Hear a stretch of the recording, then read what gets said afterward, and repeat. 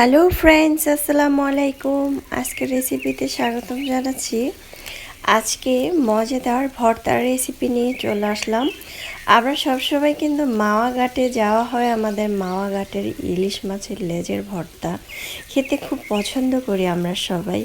কিন্তু আমরা যদি বাসায় এত মজার ভর্তাটা তৈরি করতে পারি তাহলে তার কষ্ট করে ওখানে যাওয়া লাগে না। তবুও আমরা মাঝে মধ্যে কিন্তু বাসায় এই মজাদার ভর্তাটা তৈরি করতে পারি।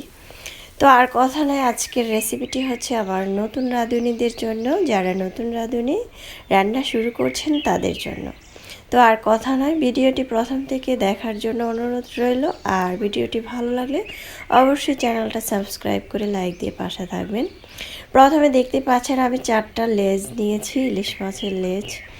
একটা ভালোভাবে ধুয়ে পরিষ্কার করে নিয়েছি, মাঝখান থেকে একটু কেটে দিয়েছি। এখন আমি এখানে পরিমাণ মতো লবণ, তারপরে হচ্ছে মরিচের গুঁড়া, হলুদের গুঁড়া, তারপরে ধনিয়া জিরা আর গুঁড়া দিয়ে আমি এটা ভালোভাবে এটাকে মেখে নেব।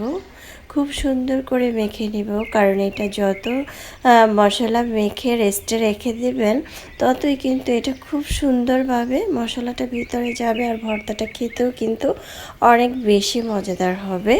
তো দেখতে পাচ্ছেন আমি মশলাগুলো দিয়ে হাতের সাহায্যে খুব সুন্দরভাবে মেখে নিচ্ছি। ভালোভাবে মেখে নিতে হবে, তারপরে কিন্তু আমি এটা কিছুক্ষণ রেস্টে রেখে দিব। দেখতে পাচ্ছেন খুব সুন্দর করে কিন্তু মশলাটা মেখে রেখেছি। আর এখানে আমি সরিষার তেল দিয়েছি, দিয়ে তারপরে মেখে রাখলাম। তারপরে চুলায় একটি প্যান বসিয়ে আমি এখানে তেল দিয়ে দিলাম, প্রায় 1.5 টেবিল চামচের মতো। তেলটা হচ্ছে সরিষার তেল। আর এই ইলিশ মাছের এই লেজের ভর্তাটা তৈরি করলে অবশ্যই সরিষার তেলটা দিয়ে করার চেষ্টা করবেন। তেলটা গরম হয়ে আসলে দিয়ে দিচ্ছি মরিচ। আমি এখানে শুকনো মরিচ নিয়েছি প্রায় 10-12টার মতো। আপনারা আপনাদের জাল যতটুকু খাবেন সেই অনুযায়ী আপনারা দিবেন।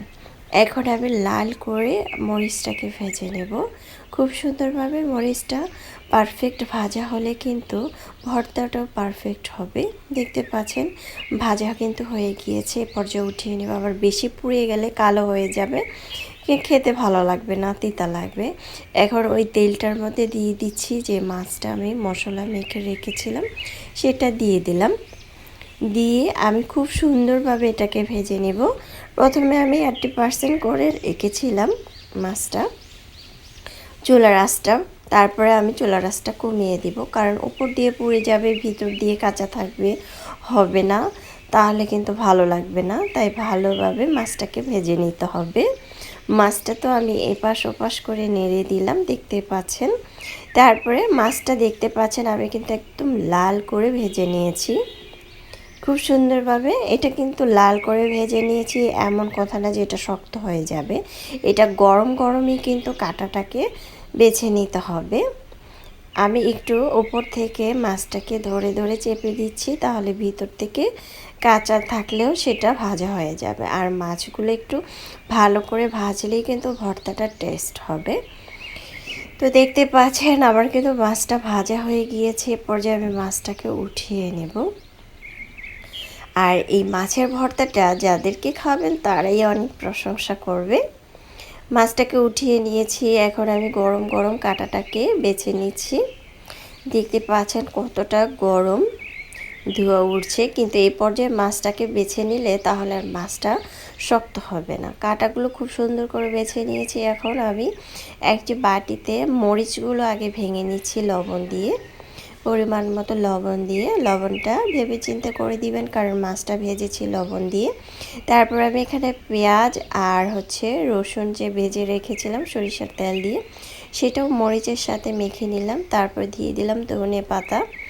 ধনে পাতার সাথে দিয়ে দিচ্ছি 1/2 চামচ বিট লবণ। বিট লবণটা দিলে খুব সুন্দর একটি ফ্লেভার আসবে ভর্তা থেকে। সরিষার তেলও দিয়ে দিলাম, দিয়ে খুব সুন্দর করে মেখে নিলাম। তারপরে ভাজা মাছটা দিয়ে দিলাম। দেখতে পাচ্ছেন কাঁটাগুলো খুব সুন্দর করে ভাজতে হবে, না হলে মাখতে গেলেও হাতে কাঁটা বাজবে।